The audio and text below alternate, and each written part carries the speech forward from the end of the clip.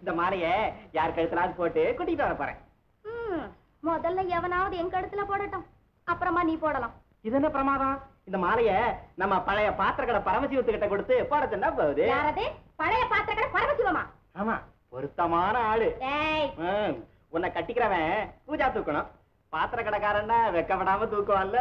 ஏன் மரமே, தாவரத்தின் தாயகமே, பூமிக்கு பாரமாக இருக்கிற என்ன நீ தாங்குவாயா? வாழ பிறந்த இந்த பத்திரமாத்து பசும்பொன் தங்கம் ஒரு பெண், கேவலம் ஒரு பெண் சிங்காரவல்லியால் மாளப் போகிறேன்.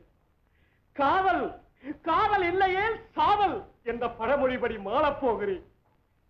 என் துக்கத்தை துடைக்க வந்த தூக்கு கயிறு, உனக்கு கண்ணிருந்தால் உன் கண்ணீரை மழையாக பெய்திருப்பாய்.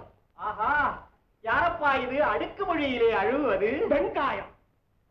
அடுக்குமொழி கூறி காரியத்தை கெடுக்க வந்தவன் யாரடா? கூறு கட்டவனே, தமிழ்நாடு தெரியுமாடா உனக்கு? அங்கே உள்ள பெண்கள் அடுக்குமொழியில தான் ஒப்பாரி வைப்பார்கள். படிச்சவன் போல இருக்கு.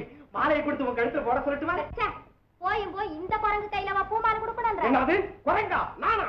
என்ன மரத்து மேல உட்கார்ந்தா வேற என்ன சொல்லுவாங்க? ஓஹோ, என்ன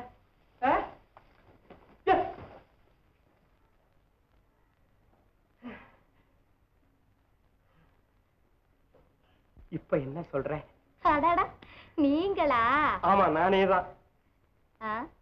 இப்பவா? நீங்க மன்மத ராசா மாதிரி இருக்கீங்க. மன்மதனா? நானா?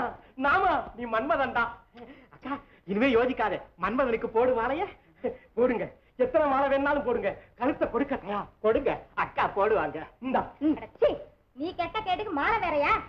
அக்கா அக்கா, உன்னால என் கல்யாணம் தடப்படுது.